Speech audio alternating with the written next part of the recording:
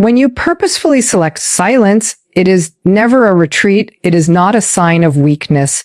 It is definitely not a passive response. Instead, it is a thoughtful, deliberate act of transformation. It is a boundary you establish not out of anger, but with profound wisdom. You see, individuals profoundly wrapped up in narcissistic behaviors thrive on engagement. They don't just seek attention, they seek emotional turmoil. They draw energy from your confusion, your inner turmoil, and your desperate search for clarity. That chaos is their life source. And when you decide to take that away, when you choose to be silent, you essentially suffocate their supply. There's a widespread misunderstanding that silence is equal to being weak, avoiding problems, or even being cruel. However, in reality, silence, when chosen with clear intention, stands as one of the most powerful acts of self-respect a person can commit. It is not an act of abandoning another person. It is a protective wall you build to save your sanity, your core integrity, and your very soul. Silence sends a powerful, unspoken message. I am no longer accessible for manipulation. I am no longer willing to be a part of this dysfunction that pretends to be love. I am no longer the emotional battlefield upon which your own deep insecurities fight their endless war. In harmful relationship patterns, especially those involving narcissistic personalities, silence becomes an act of rebellion against a mechanism of psychological dominance. The narcissist relies on getting a reaction. Whether you shout, weep, plead your case, or try to explain everything, your emotional reaction becomes their fuel. It reassures them that they still hold influence. But the moment you become silent, you break the circuit. It is an action that carries immense power. By going silent, you sever the invisible line that kept you linked to their chaos. And in doing so, you begin to take back your own self. This type of silence is far from passive. It's not the silence of avoidance or total defeat. It is the silence of someone who has finally fundamentally understood their own value. It's the quiet choice of someone who has suffered through enough lies, enough gaslighting, enough emotional blackmail, and enough empty apologies. It is the profound silence of someone who has seen the truth clearly and chooses with full clarity not to get involved anymore. This specific choice is not cruelty. That choice is true wisdom. The narcissist will often translate your silence as a form of betrayal or abandonment. They will attempt to inflict guilt upon you. They will falsely accuse you of being heartless, emotionally cold, or purposely punishing them. But this defensive reaction reveals far more about their own sense of entitlement than it does about your actions.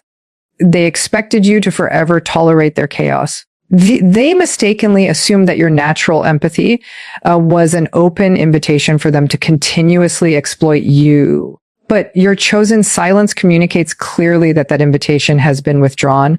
It delivers the unspoken message: I am not your emotional hostage. I am not responsible for maintaining your feelings. I am no longer willing to be injured by your own unhealed emotional wounds. Many people find it hard to embrace silence because it feels foreign. It can feel like giving up. But this silence is absolutely not quitting. It is the courageous act of choosing a higher ground. It's a clear refusal to argue with a person who is determined to misunderstand you completely. It's a refusal to let yourself bleed for someone who won't stop intentionally cutting.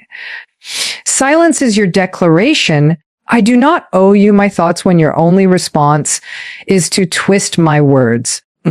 I do not owe you my presence when your goal is to always diminish my spirit. It's crucial to realize that this silence does not appear out of nowhere. It is earned.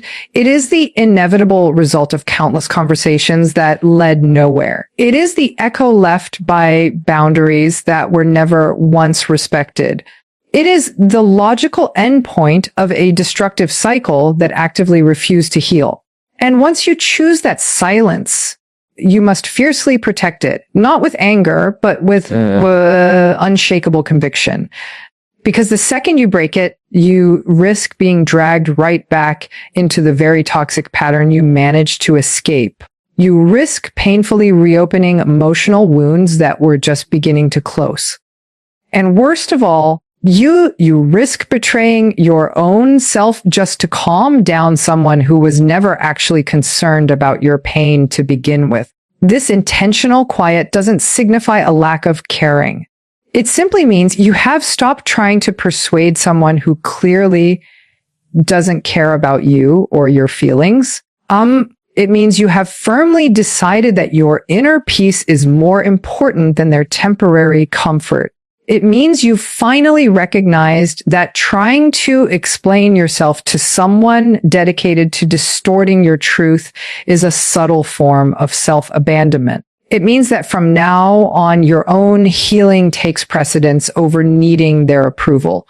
And when that vital realization finally sinks deep into your core, you truly understand that silence is not something you use to harm them. It is fundamentally something you use to rescue yourself. Silence becomes your shield. It becomes the definitive boundary line you draw in the sand. It is your way of definitively stating, I am no longer participating in discussions that are only designed to confuse me, invalidate my feelings, or manipulate my actions.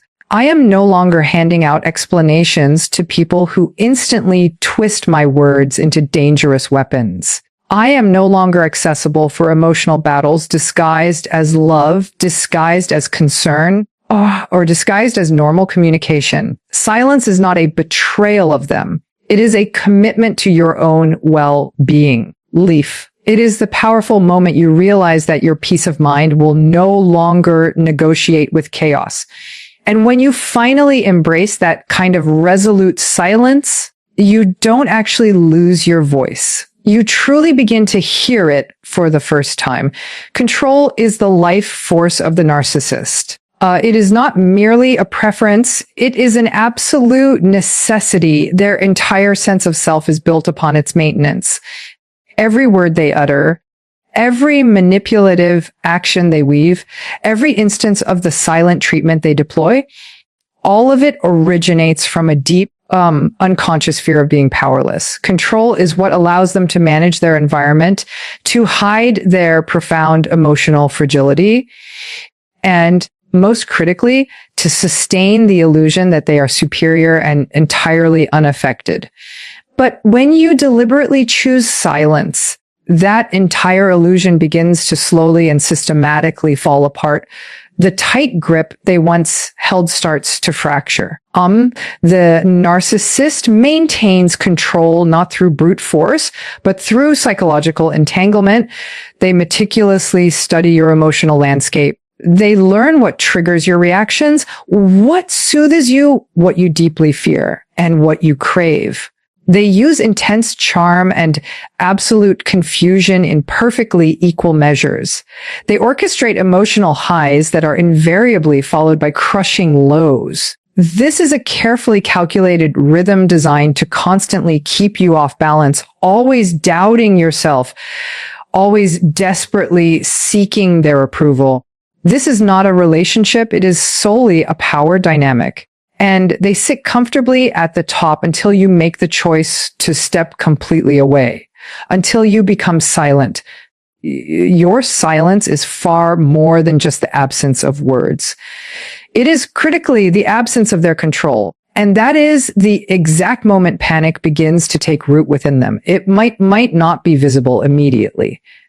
On the surface, they may appear completely indifferent or unbothered, but beneath that carefully constructed mask, their entire control structure begins to weaken significantly. You were the person who always responded to the late night text messages. You were the person who offered reassurance, gave explanations, defended their actions, cried, or begged them to understand. You were the dedicated emotional responder they relied on to validate their distorted sense of reality. Now, you are no longer playing that role. At first, they will try hard to provoke a reaction. They might send vague, cryptic messages, use mutual acquaintances to pass along veiled information, post indirect comments on social media, or suddenly become overwhelmingly remorseful or excessively generous. But none of this behavior is genuine. It is all simply bait. They aren't truly interested in healing or seeking understanding. They are solely interested in re-establishing control. And when the bait fails to work, when your silence holds steady, they begin to experience a feeling they work desperately to avoid helplessness. That feeling of helplessness is truly unbearable for them because it poses a direct and immediate threat to the false self they have so painstakingly built. That false self must always appear supremely confident, totally unbothered, and completely in control. But now that false self is under attack, not by you directly, but by the uncomfortable truth. The truth that you are no longer under their spell. And the truth that they are not as all-powerful as they have always believed. The truth that someone they once emotionally dominated has now effectively become untouchable. This deep loss of control is not just an inconvenience to them. It utterly destabilizes their entire sense of identity. Because they do not form relationships based on mutual respect. They form them for the sole purpose of controlling, extracting emotional supply, and dominating. And when that key dynamic ends, so does their ability to define themselves through your eyes.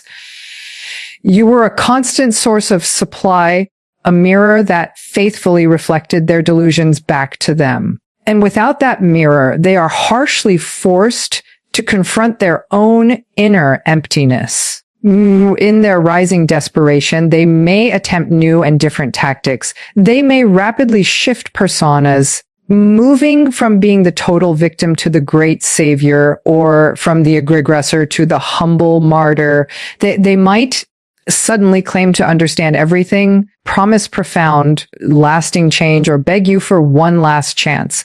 But again, this is not about genuine reconciliation. It is solely about re-establishing dominance. It's about immediately resetting the game so they can once again occupy the position of absolute control. Because as long as you are actively reacting, they perceive themselves as winning. But as long as you steadfastly remain silent, their entire elaborate strategy collapses completely. And then the internal chaos ensues. They become erratic, deeply disoriented, and unpredictable. The persistent lack of any response becomes utterly intolerable. Their manipulative tactics fail to land. Their core identity trembles. And the entire facade begins to slowly fall apart. Control is no longer something they possess. They are left floundering, desperately trying to make sense of a world where you no longer participate in their carefully constructed delusion. Every manipulative script they once effortlessly used now falls absolutely flat. Every psychological maneuver that was once guaranteed to trigger a reaction now dissolves instantly into silence. And that silence achieves something far more destructive than any kind of rage. It effectively dismantles their control from the inside out. The silence you have chosen may feel profoundly calm and empowering to you. But to the narcissist, it is nothing short of psychological warfare. Leaf, it is an unpredicted and catastrophic rupture in their control system. And that rupture breeds intense panic, not the kind of panic that comes from genuine love, sorrow, or regret, but the panic of someone rapidly losing their grip over a painstakingly manipulated illusion. What inevitably follows is a volatile, often explosive reaction, rage intertwined with sheer desperation, a terrifying storm of psychological instability that erupts from the cracks in their suddenly fractured mask. The narcissist cannot, under any circumstances, tolerate uncertainty. Your silence represents the ultimate unknown to them. It's not just your physical absence that destabilizes them. It's the fact that they no longer possess the blueprint for how to reach you, how to effectively manipulate you, or how to pull your emotional strings like they once did. For a person who bases their entire identity on domination, this is truly unbearable. So their mind frantically scrambles, searching for any possible way to regain what they sincerely believe they have lost. The false self, which was constructed meticulously to project confidence, superiority, and total control, begins to violently tremble. And the raw emotions that flood in when that control slips are primitive and utterly unfiltered intense rage and deep-seated fear. Their resulting rage is never accidental. It is a carefully calculated defense mechanism. Rage, for the narcissist, is used as a tool to intimidate, to instantly regain dominance, and to trigger paralyzing guilt or fear in their target. They lash out because they acutely sense that their power is no longer absolute. They attempt to shock you back into a state of submission. This is the stage where you might see aggressive, threatening texts, highly unpredictable behavior, or blatant attempts at public humiliation. They may ruthlessly insult, cruelly belittle, or even actively try to destroy your personal reputation. Because if they cannot secure your attention, they will gladly settle for your fear. And if they cannot successfully break your silence, they will desperately try to break your spirit. But beneath that overwhelming rage lies something even more dangerously potent, desperation. Desperation is not always loud. It is not always clearly visible. Sometimes it manifests as forced charm or a sudden overwhelming display of affection. It might be concealed by a flood of apologies, insincere tears, or a sudden dramatic willingness to work things out. But make no mistake, this is not genuine transformation. This is not remorse. It is panic disguised as repentance. It is the narcissist suddenly realizing that the one thing they always counted on, your reliable emotional responsiveness, is completely gone. And they are now at severe risk of being exposed as utterly powerless. This phase is where many victims are at their most vulnerable. The narcissist, fueled by desperation, becomes temporarily malleable. They manage to say all the right things, and they briefly act in all the right ways, but it is entirely an act. It's a strategy designed solely to reopen the door you so decisively closed. Because if they can just elicit a reaction, any kind of reaction, then the profound silence is broken and the game instantly resumes. That is truly all they require. One emotional opening, one split second of doubt, one tiny crack in your boundary, and they will wedge themselves forcefully back in. Not to genuinely fix anything, but to instantly reset the dynamic where they once again hold all the power. The panic they feel is also deeply rooted in their core identity. The narcissist absolutely needs a constant audience to affirm the grandiose persona they've so meticulously built. Your silence entirely removes the audience. It turns off the blinding spotlight. It brutally forces them into a kind of solitude they cannot tolerate, because in that solitude, they are confronted with the undeniable reality of who they are without someone to manipulate. And that reality is utterly terrifying to them. They are not strong. They are not self-sufficient. They are not whole. And in the prolonged absence of your reliable reactions, the mask begins to crumble completely. The volatile combination of intense rage and sheer desperation often leads to chaos. The narcissist may spiral into highly unpredictable behaviors, perhaps sabotaging others, lashing out violently at new targets, or rapidly shifting between extreme love, bombing, and devaluation with other people.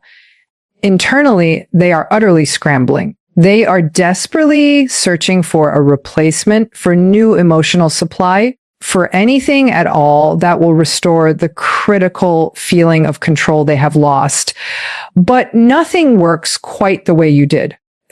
You were perfectly trained over time to respond in just the exact way. Your silence now feels like abandonment, but it goes even deeper than that.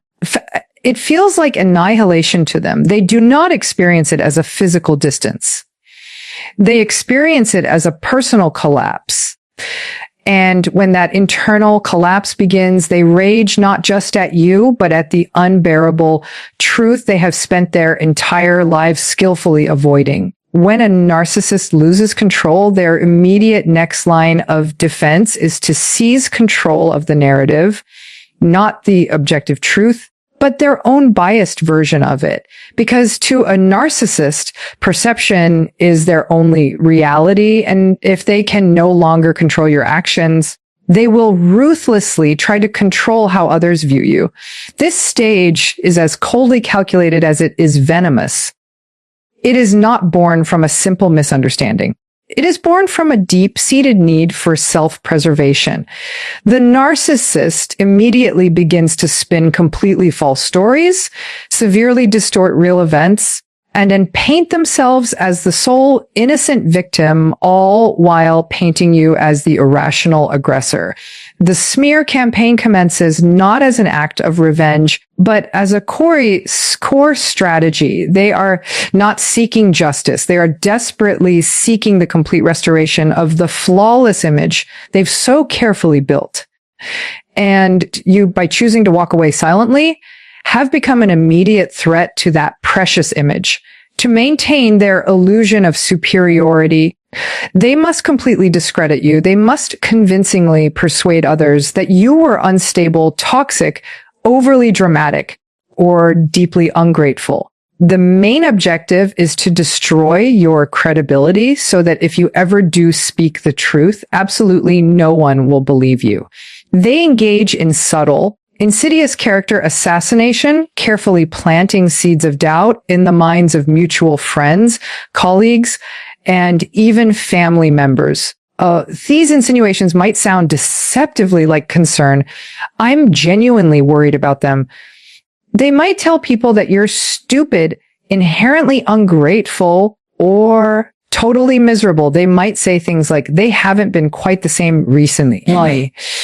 But be absolutely clear, this is pure manipulation.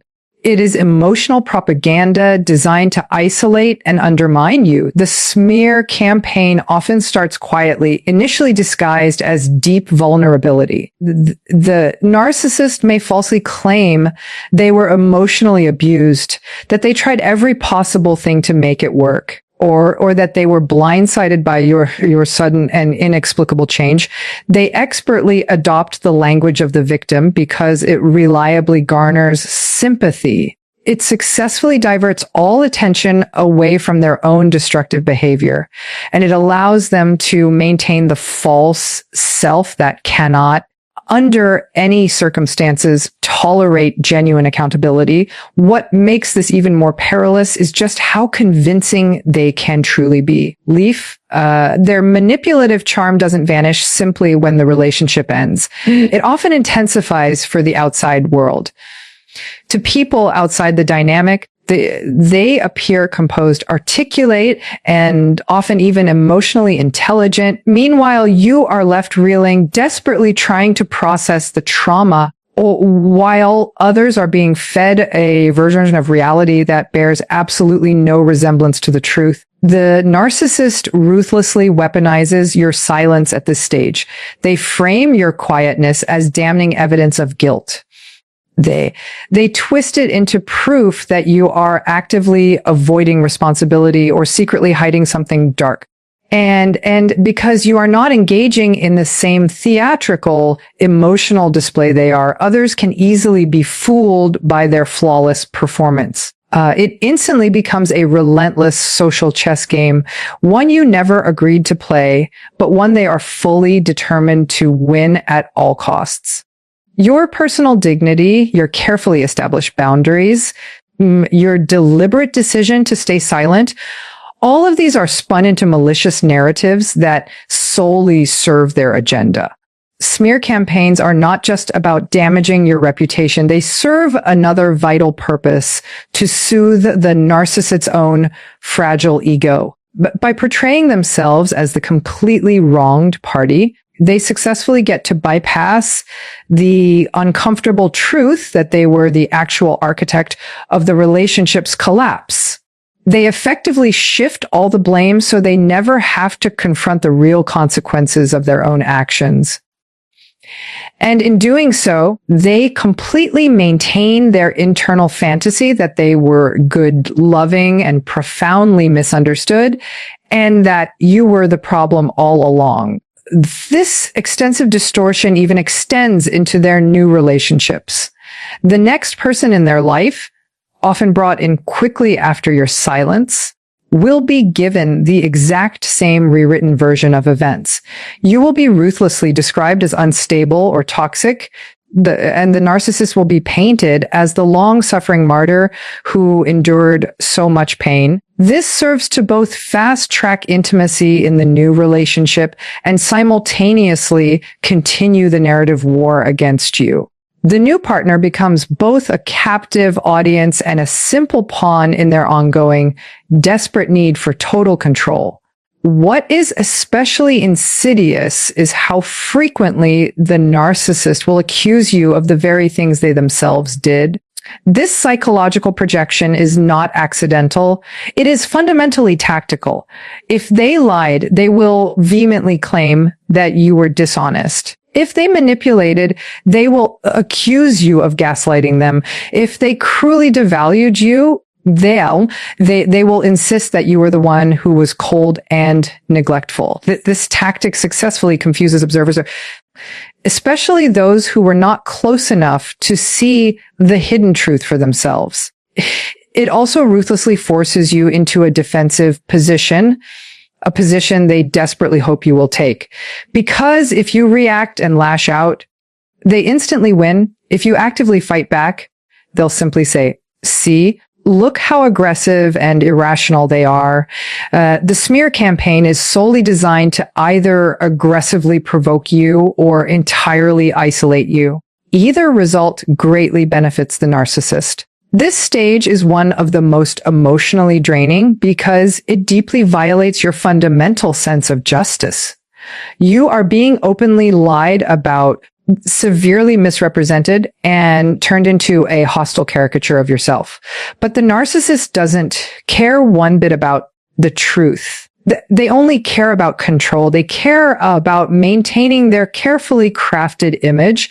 They care about remaining on the false throne they built, even if that throne is entirely made of lies. So they cleverly speak just enough truth to make the lie utterly believable. They highlight your minor flaws while completely ignoring their major betrayals. They present half stories as whole, complete truths, knowing full well that most people won't take the time to dig deeper. And in the intentional absence of your clear voice, their version aggressively dominates the conversation. Narcissism is not true confidence. It is not inner strength.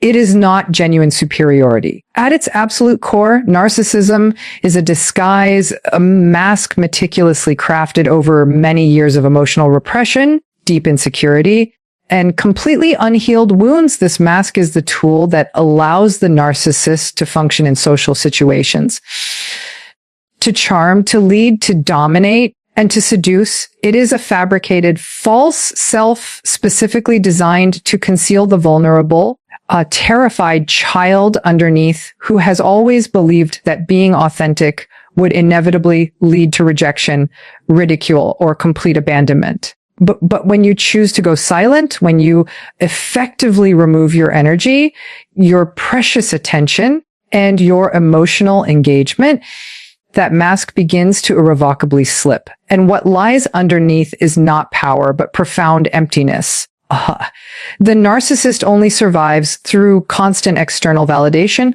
Without it, they begin to decompose from the inside out, their grandiosity, the false stories, they relentlessly tell themselves about being special, superior, and invincible, requires constant, never-ending reinforcement.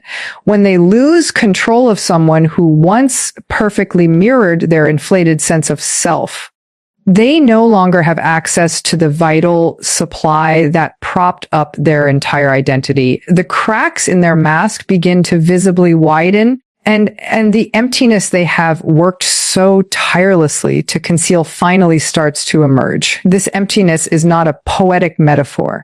It is a measurable psychological void, an absence of a solid, cohesive selfhood. Narcissists fundamentally lack a stable, consistent inner identity. They don't genuinely know who they are outside of how other people respond to them. Their entire self-perception is externally sourced. So when you become silent, when you no longer validate, react, or participate in their emotional drama, you are not merely withholding attention. You are brutally confronting them with their deepest, darkest fear that they are absolutely nothing without someone else reflecting them back. What follows is a complete disintegration of the entire facade. The charming persona begins to visibly falter. The carefully measured confidence becomes brittle and fragile. The manipulations become more blatant, more obvious, and far more desperate. They may cycle wildly through different personas: hero, victim, savior, martyr, all in a frantic, losing attempt to find one that still effectively works. But when none of those temporary identities produce the same desired effect, the narcissist begins to lose control, not just over you, but terrifyingly over themselves. This painful unraveling doesn't lead to healing. It leads directly to chaos, because genuine healing would require self-awareness, personal accountability, and emotional depth. The very things the narcissist has spent a lifetime I'm actively avoiding. The harsh truth is, the narcissist doesn't know how to be real. They've worn the mask for such an extended period that they sincerely believe it is who they truly are. When it starts to crumble, they are left without a roadmap, without a compass, and without a sense of where the manipulative performance ends and the real person begins. Their behavior becomes increasingly reactive. You may observe them lash out more violently or spiral into deep isolation. They may try to fiercely overcompensate, posting grandiose, lauded boastful declarations on social media, immediately jumping into new relationships, or making highly impulsive decisions to regain some feeling of control. But these are never signs of recovery. They are clear signs of internal panic. They are scrambling desperately to rebuild the mask before anyone, especially themselves, can fully see what it was hiding all along. The emptiness underneath is filled with overwhelming shame, feelings of inadequacy, and a profound fear of insignificance. This is the exact emotional core the narcissist has tried to avoid at all costs.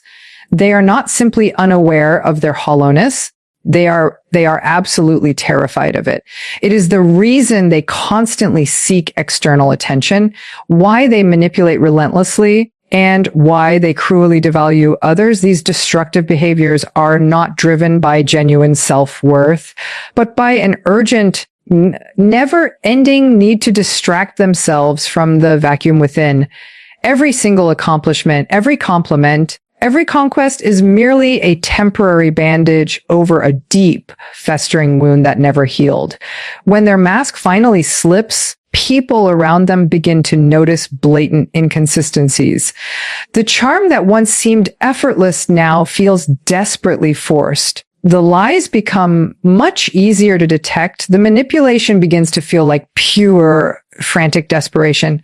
And for the very first time, the narcissist is at severe risk of being truly seen, not as the grand persona they projected, but as the fragile, incomplete person they truly are. This is a terrifying experience for them. It violently threatens the fragile structure they've built to protect themselves from reality. Without the mask, They are totally exposed. And without your reliable attention to feed their false identity, they are starving for significance in a world they no longer feel capable of confidently navigating. For the narcissist, avoidance is not just a habit, it is a way of life. They spend years, sometimes decades, constructing elaborate emotional and psychological defenses to guarantee they never have to confront their deepest fears. Every manipulation, every outright lie, every deflection is designed to prevent the confrontation of their own inadequacy, deep shame, and vulnerability. They build a polished, confident, and seemingly in control false self. But beneath that flawless exterior lies a fragile, emotionally undeveloped identity. They don't just actively avoid pain, they rigidly avoid truth, responsibility, and sincere self-reflection. But when you go silent, when you finally stop willingly feeding their destructive illusions, something profoundly dangerous happens in their internal world. The endless distractions suddenly vanish, the audience disappears completely, and they are left utterly alone with the very things they have spent their entire lives running from. Your silence is not just the simple absence of conversation. It is the profound absence of supply, of reaction, and of control. It removes the critical scaffolding they use to support their grandiose, fragile identity. When you stop responding, they can no longer use your emotions as their tools to regulate their own unstable self-worth. They can no longer extract admiration from your praise, nor deflect their own flaws through constant blame, shifting, and projection. The dynamic they entirely depended on, where you constantly questioned yourself while they remained completely above reproach, suddenly no longer exists. And in the vacuum your sustained silence creates, they are harshly forced to face the internal chaos within. This confrontation is not chosen. It is forcefully triggered. The narcissist does not willingly want to examine their own behavior. They do not voluntarily seek introspection. To them, admitting any fault or weakness feels exactly like annihilation. But when you forcefully remove your presence, when you disengage completely without offering any explanation or argument, you violently rob them of their ability to distract themselves with endless drama. You take away the emotional mirror they use to reflect a distorted, inflated sense of self. And in that mirror's painful absence, the image that stares back at them is one they no longer recognize or understand. This is precisely why your silence becomes truly unbearable to them. It is not about you simply being temporarily unavailable. It is about them being left with nothing left to reinforce the dangerous lie they live in. They are suddenly alone in the emotional house they constructed, and the walls begin to slowly, terrifyingly close in. Without your reactions, they begin to feel the inherent emptiness they have always carried, but persistently denied. The deep insecurities, the pervasive self-loathing, the guilt they buried deep, all of it begins to violently rise to the surface. And because they completely lack the necessary emotional tools to process those overwhelming feelings, they become entirely overloaded. They might not show this openly to the world. On the outside, they may appear perfectly composed, even totally indifferent. But internally, they are in a frantic spiral. The silence doesn't just annoy them, it utterly terrifies them. It cruelly forces them to sit with the reality they've always tried so hard to deny. They are not truly invincible. They are not always right. They are not above consequence. And for a person who has spent their entire life controlling others to avoid those exact paralyzing realizations, this forced confrontation feels exactly like psychological death. The silence makes them vividly remember every boundary they casually violated, every single moment they twisted the truth, every person they mercilessly hurt. But instead of reflecting with genuine humility, most narcissists will furiously double down on blame. It is infinitely easier for them to quickly rewrite the story than to try to genuinely rewrite themselves. But deep down, an irreparable crack has definitely formed. Whether they openly admit it or not, your resolute silence has planted a definitive seed of discomfort. They may frantically try to bury it, drown it in endless distractions, or smother it with new relationships and fresh attention. But that seed absolutely exists now. It is the very first terrifying taste of accountability, even if it is only faintly felt in the far background of their mind. There is also the profound fear of permanence. Narcissists often wrongly assume they can regain total control whenever they truly want to. They genuinely believe their charm, their manipulation, or their raw rage will always be enough to successfully bring you back. But your silence introduces a truly horrifying possibility. That you may be gone for good, that this time the destructive pattern has truly and unequivocally ended. And in that terrifying awareness, they are brutally forced to wrestle with a reality they've tried to keep perpetually out of reach. The realization that people can and will walk away from them, that their power is not absolute and total, and that relationships built purely on control are ultimately destined to collapse completely when the other person finally discovers their own powerful voice in quiet. Resolute resistance. This particular stage is not dramatic in a highly theatrical sense. It is quietly, inwardly destructive. It is an internal implosion. The narcissist may not even fully understand what they are truly feeling.